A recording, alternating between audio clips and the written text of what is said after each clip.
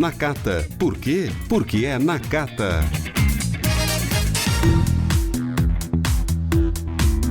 Olá pessoal, boa tarde, estamos juntos sempre, para você aqui é claro, na sua melhor frequência. Muito bom que você esteja a bordo da nossa rádio Bandeirantes. Estamos nesta terça-feira, 20 de agosto, sim, dia de decisão na Sul-Americana, decisão na Copa Libertadores, e dias de decisão são sempre mais reflexivos, eu diria. Quando você tem Fluminense e Grêmio em momentos parecidos, porque, por incrível que pareça, você tem dois gigantes do futebol brasileiro na parte baixa da tabela do Campeonato Nacional e que agora se enfrentam em momento histórico de Copa Libertadores da América, tentando uma vaga entre os 8 que ficarão para as quartas de final do mais importante torneio sul-americano, que é a Copa Libertadores. Momentos parecidos, eu diria, mas não se esqueçam, o Fluminense vinha de terra totalmente arrasada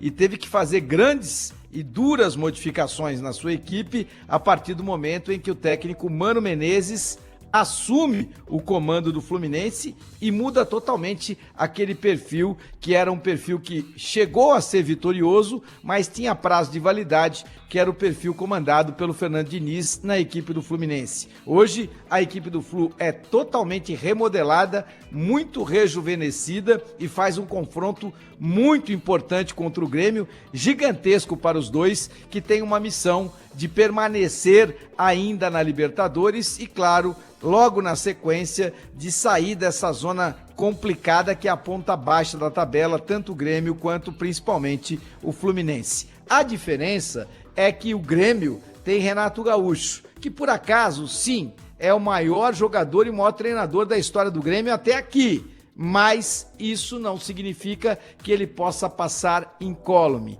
Este é um momento de muita reflexão para o Renato Gaúcho e de entendimento.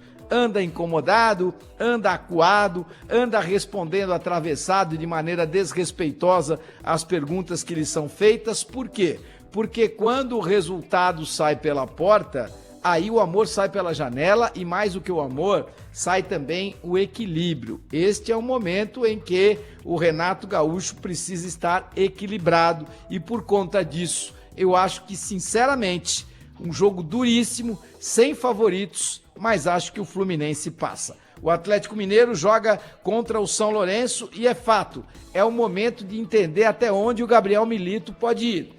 Se o Atlético Mineiro tem um orçamento 5 vezes superior ao do São Lourenço, se o Atlético Mineiro tem um elenco melhor, ele tem que ser favorito jogando em casa contra o São Lourenço. Não consigo enxergar outro resultado que não seja o deste Atlético Mineiro vitorioso e virtuoso. Mas é fato, Gabriel Milito chegou com pompa, com circunstância e, acima de tudo, com bons resultados. Mas depois passou a oscilar demais. E aí a gente chega na Sul-Americana, onde o Corinthians enfrenta o Bragantino. Outro confronto de gigantes, outro momento histórico para o Ramon Dias, que também chegou pegando terra arrasada, já evoluiu muito nesta questão em relação a encontrar o melhor time para o Corinthians e tem conseguido isso, ainda que os resultados nem sempre sejam diretamente proporcionais ao seu trabalho. E no Bragantino é uma coisa muito interessante, porque o Pedro Caixinha é dos mais longevos treinadores em atividade aqui no futebol brasileiro, perde para o Vojvoda e perde para o Abel Ferreira, que tem 4 anos à frente do Palmeiras, mas está entre os 3 mais longevos, o que sempre é muito auspicioso, não só para ele, mas principalmente para o futebol. Acho muito interessante que você tenha treinadores capacitados e que sejam longevos nas suas posições em relação ao seu trabalho.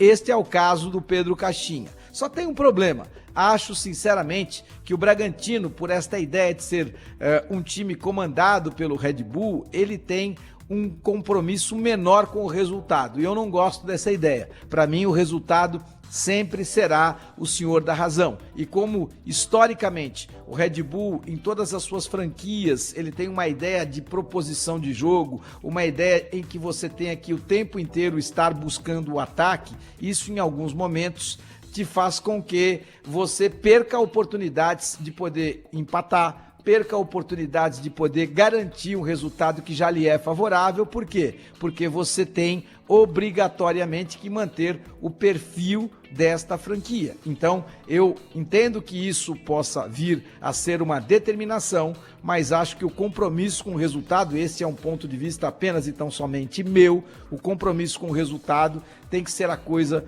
mais importante. E para completar essa questão de reflexão em relação àquilo que acontece não só no futebol, como também nas nossas vidas, eu sempre parto do princípio de que quando a coisa não anda bem, ou seja, se o meu programa não está andando bem, se a minha vida pessoal não está andando bem, se a minha vida financeira não está andando bem, eu parto do princípio que o culpado sou eu.